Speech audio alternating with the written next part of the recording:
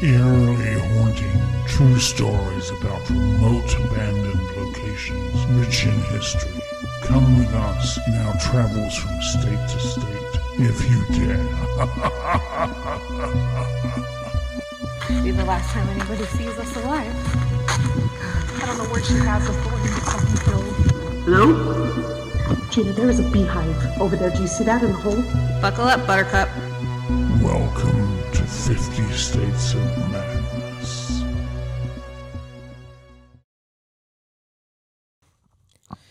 Hi. Hi. Good afternoon. Good afternoon. Welcome to 50 States of Madness. I'm glad to be here. Me too. I'm super excited about this week's episode Are you? because we're in a new studio. I know. As you I can know. tell. Look at this. I know. Got We new digs. We're just trying out a different room in the house. yeah, just to have more room. Yeah. So it's not decorated yet. It isn't. It's a little bare. We have our beautiful little coffin sign back here. But yeah, we'll get there, you know. I just have to move everything over. I literally just moved this furniture in. Actually, I think I did it on Christmas Day. What? I did. You're working. I was, and my daughter's like, "Don't you want to spend time with family?" And I'm like, "Well, I mean, I do, but priorities." Yeah. I just wanted it to be, you know, I had a lot of research to do, so I wanted it to be ready so I could, you know. Yeah, it looks really nice. I love it. Yeah, so. My desk is sturdier now. I have Gina's desk that she was using previously because the desk I had, if you barely tapped it, it would have fallen over like Legos. Whatever. I don't We're know. not going to talk about it. What is that game? Jenga, where you pull out a... You know what? I put that desk together by myself, so I think I just might have gotten way too confident when I got that other one. I don't know what happened. You know what? I think it was just the desk. I don't think it had anything to do with you. You don't think so? No, I don't. Okay, well, we'll leave it at that. Yeah. Well, what are we going to be talking about today? Today, we're going to talk about one of my favorite urban legends, we'll say, Okay. the Los Feliz murder house. But it's based on, some of it's based on truth. Okay. It is. But there's a lot of stuff that's not so true, like swirling around in the universe.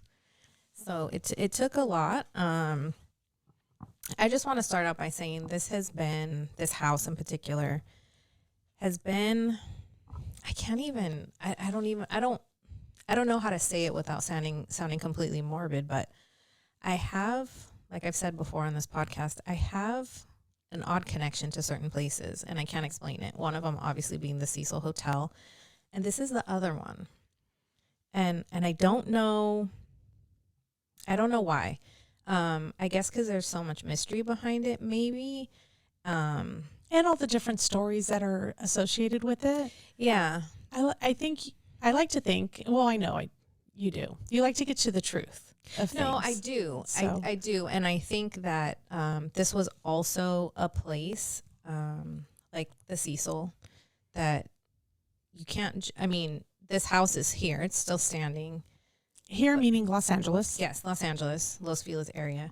And you can't just walk into it.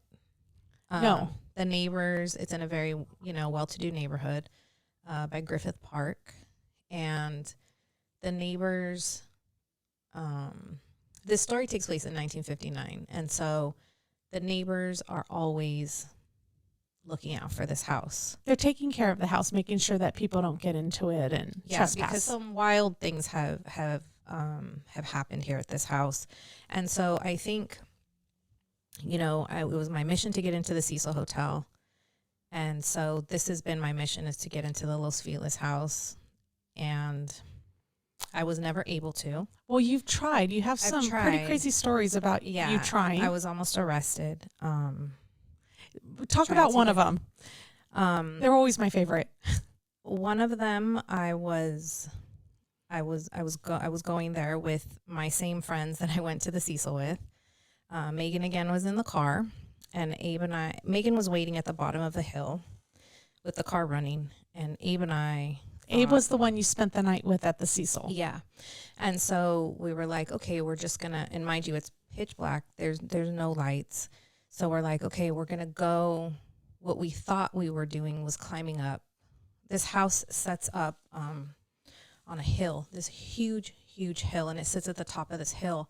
So we thought, okay, we're just gonna climb up to the top of this hill and then we're in. Like we can figure out a way to get into the house, but just getting onto the actual property was the problem. So we were, and it was all overgrown at the time. And Around so, what time is this? like at night, like what Yeah, time? what time? Like, was it in the middle of the night or? It was probably maybe 10 or 11 o'clock at night. Okay. And so we we started to climb through these bushes and stuff, and we're climbing up this hill. And as we were working our way up there, I think we didn't realize exactly, because of it being so dark, where we were.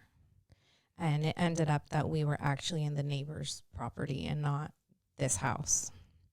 And so as we are climbing up this hill, their driveway kind of rounds down, and this car comes down this hill, and these headlights are like flashing on us. And I was just like, at this point, I'm like, okay, well, I mean, it is what it is. Obviously, these people are very used to this happening. People try to get into this house all the time. So this lady rolls her window down and she starts yelling and screaming at us, like what a disgrace we are to the neighborhood, and how horrible we are to be making a mockery of this house, and we're on her property, and the police have been called. Police are on their way. And mind you, like, we're apologizing, like, please, like, we're so sorry, like, we don't mean anything, no harm, like, we're trying to explain our way out of this. And she's just getting more and more worked up as we talk, and she's screaming at us and yelling at us. So we hear sirens, and I'm like, oh my God. And mind you, it's pitch black. We're in these like tumbleweeds at this point. And I realize that I have on camouflage pants. You were ready. Which I didn't wear on purpose. And so we just turned around and we just started booking it. And we ran down the hill. We ran down the street to the bottom of the hill where Megan was waiting in the car. And she could hear this lady. She could hear the siren. I think she heard the sirens. Obviously putting everything together. And so we jumped in the car and we just took off. Was that the closest you've gotten to getting into this house? Yeah. Wow. Yeah, it's because I've gone with you, because you are obsessed with this house. So every time we're like visiting the area, you're like, let's drive by. Yeah, I go there probably, and this is what's weird, and I can't explain the connection I feel to this house, but I go there about once a month and I just drive by.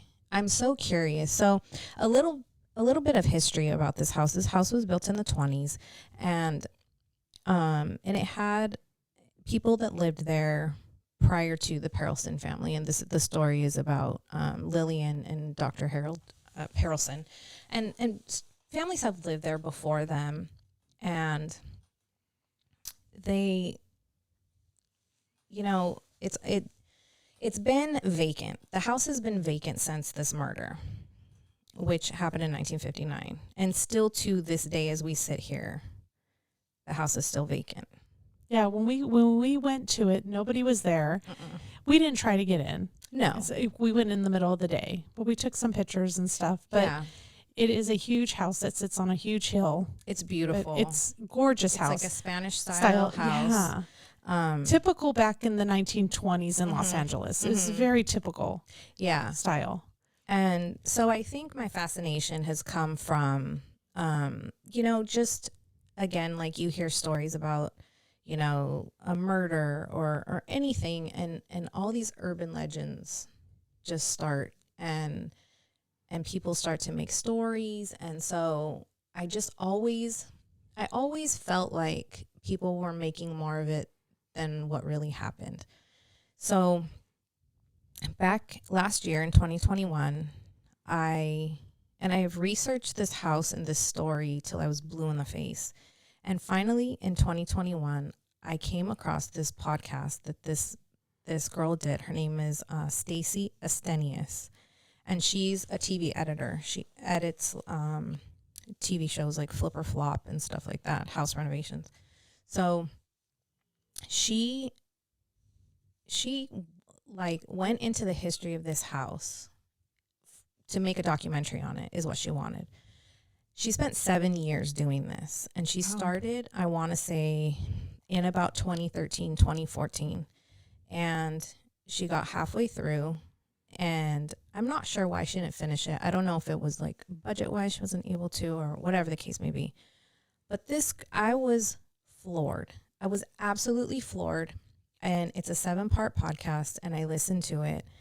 And I even reached out to her after I listened to it, and I said, you know what? And anytime I hear anybody talk about this house, I always tell them now, like, please listen to this podcast. Don't read anything online. So if any of you guys listening right now, I'm going to give you, I'm going to obviously go over the story, but she has a 7-part podcast. Yeah, she's very detailed. Yes. So please, if you have any interest in this house and the history of it, please listen to her podcast. It is called the Los Feliz Murder Mansion, and her name is Stacy Estenius. And so I reached out to her, and I just said, you know what? I said, thank you so much for doing this. I said, I know that it's a popular case, but obviously not popular enough for anything to be, and obviously like made for TV movies aren't always the best, but I feel, and I told her, I said, I feel like I got so much closure from this story because I knew that there was so much more to it than was out there. And I told her it ended up being like a beautiful story to me. Yeah. Not the fact that it was a murder, but what this girl went through to get the information that she did I was flabbergasted. And the stuff that she came up with, she ended up making friends with one of the men that this house was left to, and they became very good friends. He's now passed on, but he was in his 80s. And she really debunked a lot of things that are out there that have made this house so mysterious. And just have a really, really, I don't know, like, you know, you have a lot of people that go into these houses, and don't get me wrong, I'm all for like hauntings and this and that. But I think people want it so badly that they make mockeries of, you know, of these places. Mm. So when I first heard the story, I just heard bits and pieces of it, and then I kind of looked it up, and I don't even remember who I heard the story from, but I heard a story, you know, there's this house in Los Feliz, and this man, this doctor, he murdered his wife on Christmas Eve. The house has been vacant ever since in 1959. There's a Christmas tree in the window with wrapped presents. It's all been left there. It's just like a time capsule in this house. Yeah. And he murdered his wife, and he drank acid and committed suicide, and he died. And so I was just fascinated, you know, and so I'm like looking it up. I'm looking at LA Times articles. I'm looking at all these things, and I'm like, holy shit, like, wow. So then I really started to like look at things, and there were like some differences. It turns out it didn't happen on Christmas Eve. It was on December the 6th, 1959 when it happened. And so the family is Dr. Harold Perelson. He was a cardiologist. He was 50 years old. And then there was his wife, Lillian, and she was 43, and she was a housewife. And then they had 3 kids, Judy, who was 18, Joel, who was 13, and Debbie, who was 11. So Dr. Perelson had suffered from mental health issues, and I believe had been hospitalized not too long before these murders happened. There's paperwork that he was in the hospital for a week or 2. And back then, I don't think the papers were as detailed as they are now, but it's, you know, it's known that he had mental health issues. So about 4:30 in the morning on December 6th, he walks into his bedroom. He takes a ball peen hammer, and his wife is sleeping in bed. He hits her in the head, and he kills her. She dies immediately. She ends up, she was bleeding profusely and choked on her own blood. So he hits her in the head. She immediately dies. She dies pretty much instantly. So there's no screams, there's no yells, no nothing. Then he then walks into Judy, the 18-year-old's, the daughter's bedroom, and he attempts to hit her with the hammer. and he does hit her in the head, but his aim is a little bit off because it's probably dark, and he fractures her skull, but she survives. And so she stands up to go, and she starts screaming, "Don't kill me, don't kill me." And the neighbors hear her scream. And so she runs into the bedroom to go get help from her mom, and then realizes, oh my God, my dad's full of blood and my mom's dead. So she runs out of the house, and she runs to the next door neighbor's house for help. And so her brother and her sister, who are in another room, they come in, and he doesn't go at them, but they're, kind of like, what's happening? And he tells them, go back to bed. It's just a nightmare. So the neighbor's house, is it the same neighbor? Yes. It was obviously No. not her, but No. it was the same house. Yes. Okay. Yes. The person's name was Marshall Ross, and that is the person who answered the door. Now, apparently, Judy ran to a friend's house before she ran to this other neighbor's house. She ran to a friend's house, who I don't know exactly which house that was, but they didn't open the door, and They didn't hear her? Or? they heard her, but I think they were afraid to open the door. I don't think they knew what was going on, so they didn't open the door for her. And it said that, like, her friend still has guilt to this day, for not. Yeah. She survived. Judy survived. So Marshall, he comes over. He sees, obviously, that Judy is bleeding from her head severely. He calls the police, and then he goes to the house, to the Perelson house. Oh, by the way, that wasn't my stomach. We Oh have my a dog here snoring. I heard that. So I didn't just- know. I didn't know. It You was could hear really loud. Yeah, my puppies are in. Well, not my puppies, but my dogs are in here laying, and they're very comfortable. They made themselves comfy in the new office in here. Yeah. So Marshall goes into the house, and he walks in, and on the first floor he finds the younger brother and sister huddled up together on the first floor, obviously traumatized as all hell, I'm sure. Yeah. So he walks up to the second floor, and he sees Dr. Perelson there, all bloody, and he asks him, what's going on, and he tells him, basically, just leave me alone, get out of here, leave me alone, I don't need you here. Then he walks into the bathroom, and he gets 2 capsules of Nembutal, and he puts them in water. And he takes another cocktail of different tranquilizers, and he drinks it, and he lays down. What's Nembutal? Nembutal it's actually what Marilyn Monroe died of. It's a barbiturate. Oh, okay. And so he drinks it, he lays down, and the police come, and he's still alive at this point. By the time the ambulance got there, he had passed. So, and this all happened within maybe 45 minutes from start to finish. So, I always wondered, like, why do people make this stuff up? The story itself is bad enough. Yeah. But What are some of the stories out there? well, first one being that it didn't happen on Christmas Eve. Yeah. Another one being he didn't take acid. I mean, if you're Yeah. going to kill yourself, would you drink acid? Probably not. No. So in listening to this podcast, she actually finds out where this whole thing, like, and there was never a Christmas tree in the house. Oh, so there was. They didn't have the Christmas tree up No. even. No, Oh. they're a Jewish family, Okay. which doesn't mean they can't celebrate Christmas.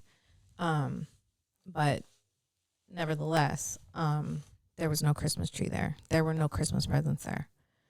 There have been, and as I said before, I'm huge into urban exploration, and there have been a ton of urban explorers who have gone into this house.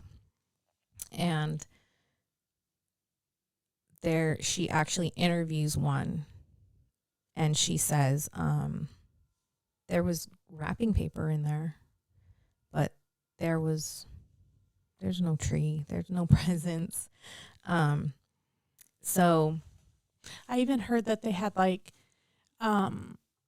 food and items placed there after the fact, so that other people have left things behind, or that happens owners, that happens at like a lot of places too. I think Urban Explorers, and we even saw that when we visited Goldfield High School. You know, Yes. A lot of people bring stuff there Leave and stuff. leave it, or whatever.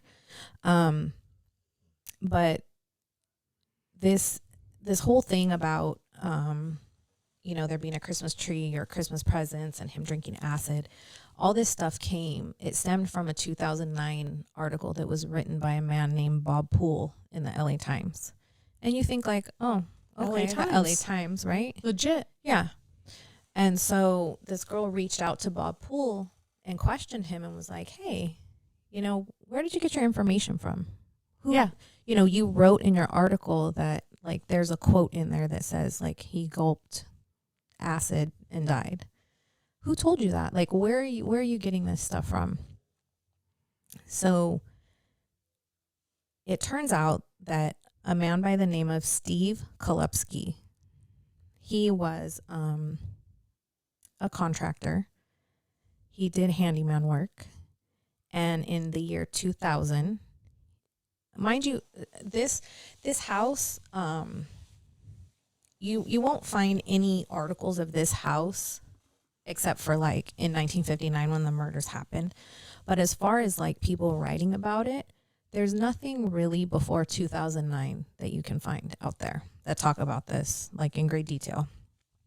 So this man, Steve Kolupski, was working as a handyman, a contractor, and he had a job working next door to this house, next door to the Los Feliz murder house. And he was painting. He was in a second story bedroom, and he was painting. And it was him, and he was working for his friend, and he turned around and he looked out the window and he could see into the Los Feliz house because it was right next to it. And so he told his friend, like, hey, like, what's going on with that vacant house right there? It's just abandoned, whatever. And so, his friend was like, oh, yeah, I think there was like a murder there, blah, blah, blah, whatever. So he, goes over to the house and he's like looking into the windows and he's just like, oh, my God. And he was fascinated by this story, completely fascinated. And for the next 8 or 9 years, he goes on to tell his friends and to bring them up to this house to like show them.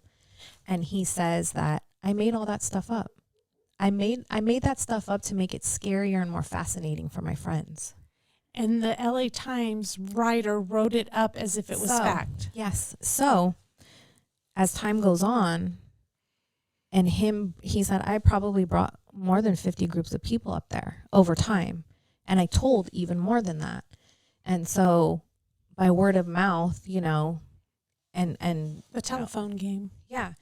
So it turns out that this Bob Poole guy, who was a writer for the LA Times, he knew somebody that Steve had taken to this house. And so he was like, hey, have you ever heard of that house in Los Feliz? Like this doctor murdered his wife, tried to kill his kids. And it's like a time capsule in there, like there's still a Christmas tree in the window and presents, and the doctor drank acid and blah, blah, blah. And so Bob's like, can I interview him? Like, can you connect me with him so I can interview him? Sure. Hooked him up with Steve. Steve told him his story. He wrote about it in the LA Times, and here we are today. And the Christmas tree thing, isn't that easy to debunk by just going up there and looking at it?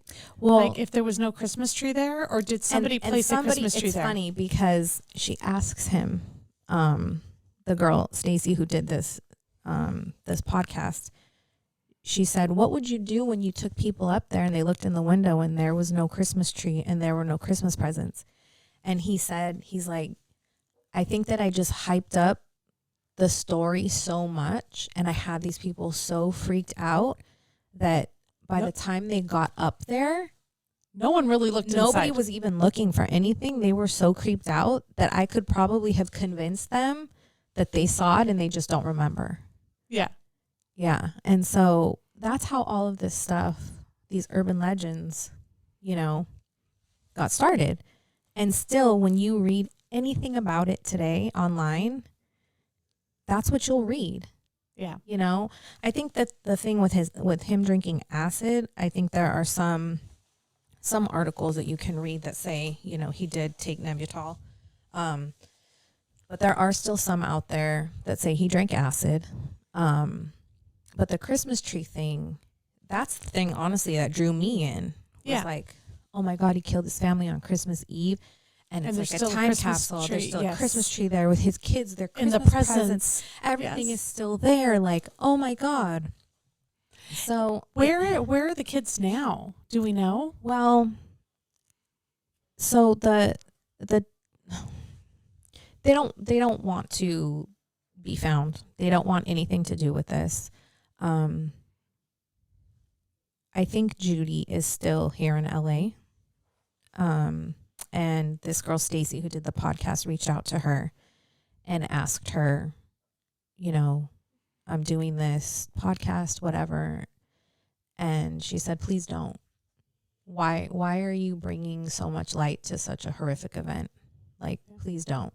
But after this happened, the kids were went to live with family in another state. They didn't stay here. Oh, okay.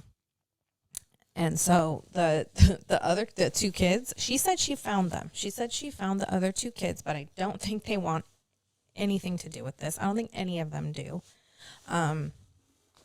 Obviously, I can't imagine, No. you know, wanting to talk about it, but I do believe that Judy lives here in Los Angeles. Oh, okay. But yeah, she does not. We did find the parents, So their graves. yeah, so we did go. They're buried. Dr. Harold Perelson and Lillian Perelson are buried here in Los Angeles, and so we went to the cemetery. They're buried side by side. So we have some pictures and some videos. I'm surprised the family would do that, because bury me as far away as possible from the man who murdered me. Yeah, Do not bury me side by side. I can't. Yeah, I don't know. Yeah, it's interesting. It's interesting how and who knows who was in charge of that. Obviously not their children, but I don't know why they would do that side by Yeah. side. Yeah, it's interesting. But this house has, you know, it has such a horrible history. And when you look back at it and when you listen to the podcast, she does say, you know, like many deaths have occurred in this house. But I think a lot of deaths have occurred in houses. Many People houses. die in their houses all over. But there is a few odd things. A family moved in with their baby, and the baby was young and immediately started getting very ill when they moved into this house, and the doctor told them it's from the house. The house is making this baby sick. Lead poisoning? Yeah. And then, you know, there were a couple of people, like a couple that moved in there too, that died very young. But No one stayed very long in but this they- house since this murder. no, this is pre Oh, 1959. so after the murder, After the has murder. anybody ever lived in this house? No, so in 1950, December of 1959 is when the murders happened. October of 1960, a couple purchased this house, the Enriquez family, and they never moved in. Is there a reason? Did they give a They reason? used it for storage. They stored a lot of things there, expensive storage unit. but they never they never lived there. And what ends up coming out too after is when you look at this house, it's on this huge hill, and to get to the front door of this house, you have to walk up 51 steps. So could you imagine going grocery shopping? Could you imagine just coming home from work and having to walk up 51 steps? The garage is down at the bottom of the hill. The house is up at the top, and there's no way to get through the back either. It's not even like, like Yeah. some of those houses where they have a way to get through Right. the back, or Yeah. That's So crazy. I think that deterred a lot of people. And so after the Enriquez family passed away, the husband and wife, it was left to their son, Rudy, in 1994. And Rudy was single, never married, never had kids, and he never moved in. He would go there from time to time. He actually had 2 cats that lived there, so he would feed them. Very expensive cat house. He would right. He would go When I thought I spoiled my cat. he would he would go there and make repairs on the house. The neighbors would call him all the time saying, people are trying to break in here, blah, blah, blah. Over the years, I think once it got on the map in 2009, I think it was just Tourist attraction. people they used to do the Dearly Departed tour that would go by there. They would have, people would just be out there having a picnic on the front lawn. They would have seances. Was it, because right now it's fenced. It is. Before, was it not It wasn't fenced? fenced until Okay. 2016. Oh, okay. Yeah, Yeah. because it was completely fenced. Yeah, no, it wasn't fenced until 2016. Who owns the house now? I'll get there because that's Okay. really interesting. Because it's changed since you and I went by there. Oh, really? Yeah, Okay. which We I- just went by there like a couple months ago. Yeah. Okay. So Rudy owned it, and Rudy is the person that this girl Stacy in the podcast reached out to, and he's only done one actual interview, and it was a very short interview. And he just really, didn't want to talk about it. It wasn't like a big deal to him. It was just a home that was left to him. And, he just says, just a big house. Like, I don't need all, he was a minimalist. He's like, I don't need all that. Like, what do I need that for, And plus I don't want to walk 51 steps to get to my front door. Already, either, that's a good, yeah. That But this girl, Stacy, ends up becoming really good friends with this guy, Rudy, and becomes like almost family to him. And he just sounds like he was the sweetest old man ever. And so I believe when he passed in 2016, the house went on the market in like a probate sale, basically up for auction. And so, when it was listed, all these people were just like flocking to this house. Like, we have to buy this house. We have to buy this house. Oh my God. One of them being, I don't know if any of you guys watch reality TV like I do. Stassi Schroeder from Vanderpump. And so she loves everything, true crime, murder, whatever. She wanted to buy this house. She actually, it's a funny story, but she actually owns the light switch plate, or not owns it, but she has possession of it. There was a light switch plate in Judy's bedroom, and it said Judy on it, and it had blood stains still on it. And so, how did she get that? So she actually got into the house the correct way through a realtor, which I believe a lot of people got in that way. Like when they would contact a realtor and, they would go for a tour of this house. And so. And she definitely had the money to be Well, a legit buyer. She didn't. And that's why she was afraid. She almost backed out. Oh. Her friend set something up for her. And she's like, I can't go. I can't afford it. She's like, I called my grandpa. I was calling everybody. Like, can you guys just give me can you give me money? Like, I don't have enough money to buy this house. And, so her friend was like, this is your only chance. Like, you have to do this. So she did. So she went in and she looked around and she took pictures, and she noticed that there was, all 3 rooms had a light switch plate. Both of the kids' rooms and Judy's room. But Judy's was the only one that had a name on it. The other 2 are super, super cute. I have pictures of them. And so she did a podcast back at that time, Straight Up with Stassi. And so she was talking about this light switch plate on her podcast. And so she had posted a picture of it on her Instagram. and one of her followers saw this picture and commented. Now, mind you, you can only imagine how many comments are in her comment section. Yeah. Thousands of comments, right? So this girl comments, hey, my husband is doing the construction on this house and I'm going to be there. I'll try and get it for you. So she did. She ends up taking it for her and she put it in like this little shadow box. And this girl, Stacy, who did this podcast, she actually found her from Instagram. She went through all the comments and she found her comment and reached out to her on Instagram. I wonder if somebody actually even flagged it. Like, you know, when other friends or other people happen to see something like, hey, you need to check out this comment. Yeah. Like, or do they have like people reading comments for them? I don't know. I don't know. We haven't gotten that big yet. You know, it is kind of hard to get through our 10 comments that we get each time we do one of these.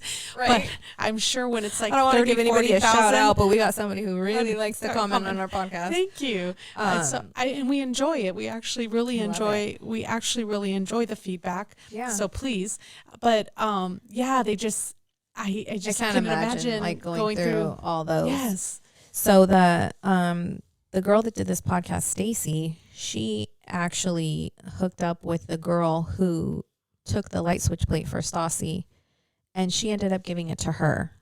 She gave it to Stacy, and she's like, here. And then I think over the years, Stacy has ended up giving it to Stassi, and so Stassi has it. But it's in like a shadow box, and it's like, I just thought that would totally be something I would do. That would totally be something you'd want. Yeah, and I know people think that that's like the creepiest thing, and I don't mean it in any creepy way. I don't know what it is. I just like Pretty to amazing. collect things, and I know that you shouldn't always take things from places, but something like that maybe. I don't know. Yeah. So in 2016, this house goes to auction, and they're thinking like it's gonna be crazy. Like there's gonna be so many people because the realtors just had so many people coming to look at this house. Like it was just overboard, the amount of people. 2 people show up to auction. 2 people bid on the house. And how much was the house going for? Starting auction. I don't know what it started at, but I know the people that outbid them bought it for $2.29 million. Wow. And that was Lisa Bloom and her husband, Braden Pollock. And Lisa Bloom is the daughter of Gloria Allred. So she... And those of you who don't know who Gloria Allred is. Oh, yeah. That's a whole nother podcast on it. That's... so Lisa Bloom and her husband, and she also on... she asks them, why this house? Like, did you know the history of this house? And she's like, yeah, I knew the history of this house. She's like, I'm not afraid of this. Like, I'm not buying it for this. It has no. We have Gina's baby dog Blue coming through. Me. Come here, baby. He's killing me. I'm gonna open up the door for him. Okay, I'll cut this part out. But why? We want to hear him. There you go. See you later, alligator. Okay. So one of our assistants has left the building. You didn't explain who Gloria Allred is. Political figure. Is that it in a nutshell? She's an attorney. And she represents a lot of people. Women's rights attorney, basically. Yeah. But she was a political figure as well. Her daughter does the same thing. So, it's been like the Roe versus Wade. Like, there's a lot of stuff involved. But anyway, yes, Lisa Bloom and her husband end up purchasing this house. And she's like, I'm not superstitious. I don't believe in any of that stuff.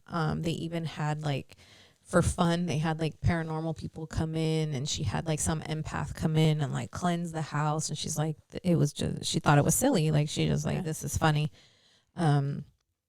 So anyway, they go on to, they want to do some renovations in the house, and they look into expanding it to give it more square footage, but not really changing the layout of the house, just kind of expanding it a little bit. And they obviously want to fix the whole 51 steps to the front door problem. And in the meantime, while they're trying to get these permits from the city of LA, they have gutted the inside of the house now, like down to the studs. It's just completely gutted now. And so this takes about 2.5, 3 years. And then they realize that they can't get these permits because the amount of money that it's going to take is going to be more than 50% of the total price that they paid for the house to do the renovations. And when the renovations are that much, the whole house has to be brought up to present time city codes. So I guess if it's like a certain amount and you're just doing one room, that one room just has to be brought up to code. But if you're doing that amount where it totals more than 50% of the price you purchased the house for, the whole house has to be brought up to present day code. And in order to do that, the house would have to be leveled and completely torn down and rebuilt.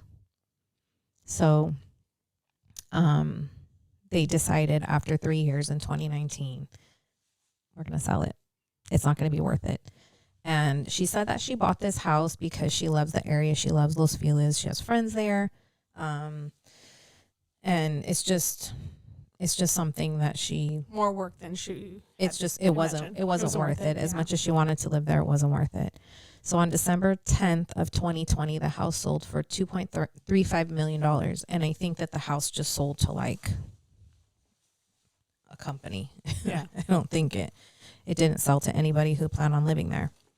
So when it sold in 2020, and mind you, I'm either looking at the house, I look at it on Zillow all the time, like I'm constantly looking at this house, and Begging people to buy it for you. I know. Like, I don't care. I'll live there. So it sold in 2020, and then about a year or so ago, it went back on the market, and they were asking $5.5 million for it. I almost fell out of my seat when I saw how much they were asking. When we thought for. 2 point whatever million Right. was enough. Well, the reason that they were selling it for this price is because it came with the plans. So if you look at the house, well, you can't look at it anymore because it's not there anymore. But well, I mean, the house itself is on Zillow, but not with these plans. So they were selling, and the picture of the house that you saw was like a computer generated house. What it could look like. What it could look like. And if you paid the $5.5 million, you got the plans to go along with it. And you could rebuild this house. And at that point, did you still have to climb up 51 stairs with those new plans, or was there a driveway up to the house? I don't know. I don't remember. I think we took a picture of it because when we drove by, the plans were still up. they were like in front of the house even. Yes. Like it was right there. And they even had like this like bridge built in the backyard, and like it was beautiful. It was insane. It was absolutely insane. The idea for this house. It wasn't the house. It wasn't the house. And Hadn't I been built thought, yet. oh my God, because when I first looked at it, I was like, man, these people have been really making way on this house. Like how have they done this so quickly? Well, no. It was Computer just, generated. yeah. So So did they get a buyer for that? no. No. So I just looked at the house day before yesterday, and it's not on the market anymore. So they might have gotten a buyer, or did they says just not for sale? Huh? And it's only estimate. I have to look again, but yeah, I don't. I feel at one point I think they're just going to tear the house down. I was going to say, I wonder how much it would be if they just tore it down I think and that's sold it what's with the gonna happen. land. I think that's You're what's going to happen. Really, it's going to be a lot for sale. Yeah, I think they just finally realized nobody's going to pay $5.5 million for this house, Regardless if it has if it comes with the plans or not. If it comes with the plans, does it mean that they'll build it for I you? don't know. Because I'm like, okay, if I'm a construction company, and I have the plans for this home, Johnny, just kidding. thank you. Then I'm buying the house Yeah. with the plans and with the intention of you building. Of you building it, yeah. Building it. Then Yeah, I don't know how that $5.5 works. million. Okay. I can see it, Yeah. especially in that neighborhood. I mean, for those of you who aren't familiar, but it's up near the bowl. Mm-hmm. I'm going to say not the Rose Bowl, the other bowl, No, the the Hollywood Bowl. Hollywood Bowl. Thank you. Like, that other bowl. The Greek Theater. The Greek Theater. It's by Griffith there. Park. It's beautiful. It's a beautiful all these neighborhood. homes in the hills. Gorgeous neighborhood. Nobody has a flat lawn. It's all hilly. Yeah. You know, so, but it is a very beautiful neighborhood.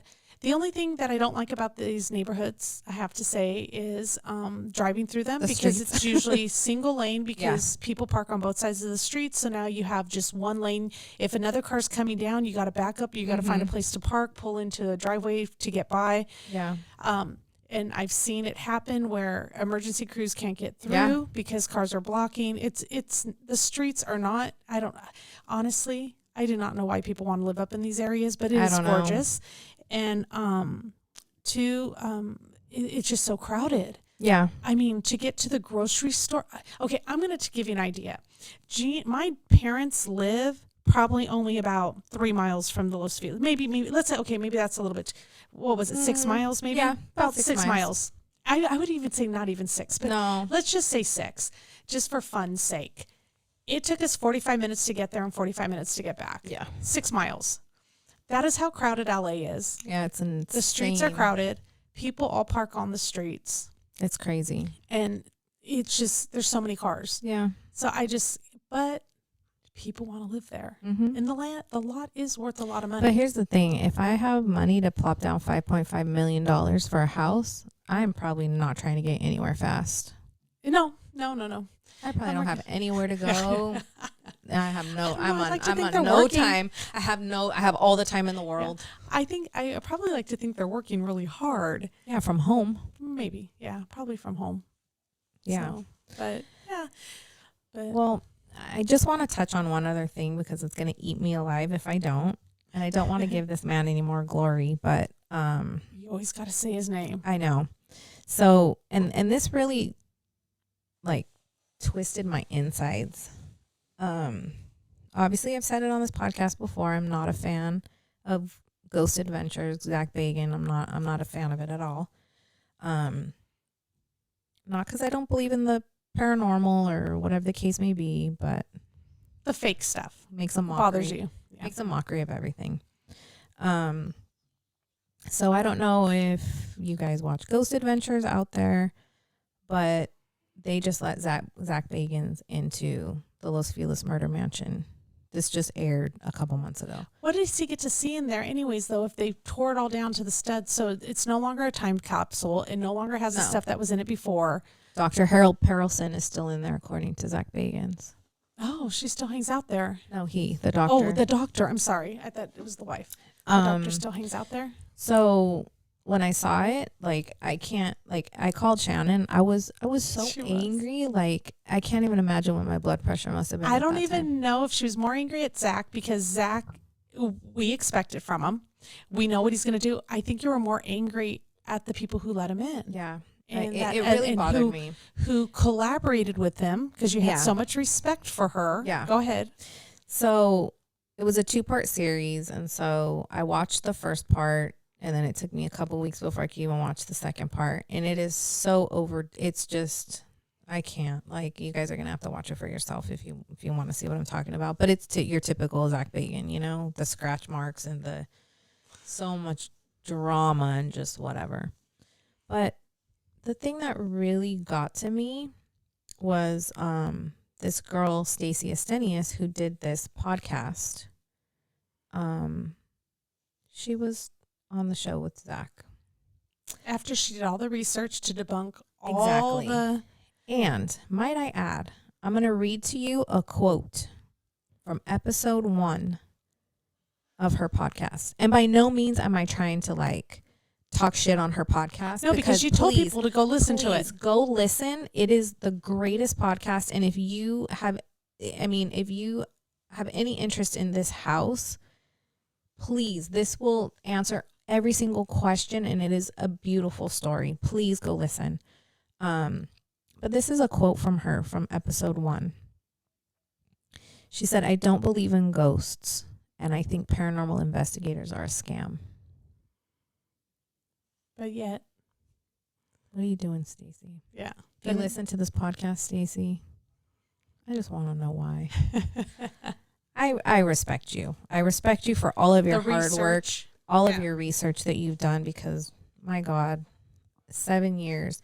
And she has a website too, and I'll list everything in the show notes here. Please go check out her podcast. Please go check out her website, because I could sit here for days and talk about the stuff that she found.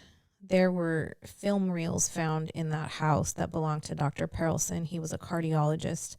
She took the time to put all this film together, and there's like him working on like a heart patient. So it's on YouTube? No, it's on her website. On her website? Okay. The documentary was never finished. Okay. And I don't know why it was never finished. Yeah. But she has a portion, like bits and pieces of them, you know, and the stuff that she found, and like it's mind blowing. It's actually mind blowing. So please go check out her website and go listen to the podcast. But Stacy, if you're listening, just please answer me why. Why did you Just let wanna Zach? know why, man. I just want to know why. I'm so curious, you know. And I don't know. Maybe she made a lot of money off of it. Maybe Zach pays big. I don't know. But like first, like you can't knock me down like that. Like first you do the Cecil, and now you do the Los Feliz murder mansion. Really, like back to back. Like I can't take it. I can't take it.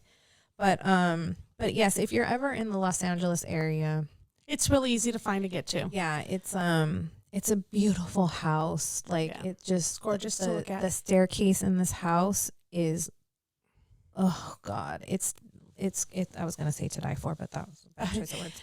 But You I can think- see the staircase through the window in the outside, and it just looks creepy. Like It's and it's a shame, because it is true. It's not going to be there for very long, and that's the reason why we like to go to these places, photograph them, see them, because these things are going to disappear and they're no longer going to be there. And some of it has a lot of rich history with it, and just the architecture alone on the original home. So Yeah. it's just, you know, yeah, and unfortunately, I feel like that's probably what's going to happen to this house is they're just going to tear it down, because Yeah. I'm sure that the neighbors are probably sick of it just being an abandoned home yeah. that is now an eyesore and just attracts so many people to just, you know.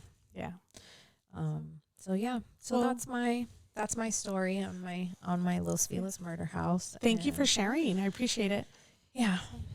Yeah, Okay. so please go listen to Stacy's podcast, Los Feliz Murder Mansion. Check out her website. Check out our website, 50statesofmadness.com. Subscribe, please, Subscribe on YouTube. on YouTube. Yeah, subscribe and And we'd love to hear your feedback always. yeah, please. We've been getting some feedback lately, and We really appreciate it. And yeah, we're new to this, and again, we've said it before. Like, this is not as easy as some people think it is. The recording process, the filming process, getting everything right, getting the stories right, remembering everything, like Yeah. it's a lot. So So we really appreciate our patrons who Yes. support us. yes, so please, Oh. if you'd like to support our show, we're on Patreon at 50 States of Madness and Instagram and TikTok. So Absolutely. Yeah. Thank you so much, Thank and you. have a See great you- week. see you next and week. see you next year. Oh yeah, we'll see you next year. Yeah. Oh my God. Happy 2023. Oh my goodness. Okay, yeah. Happy New Year, everybody. Yeah. Bye. We'll see you next week. Bye.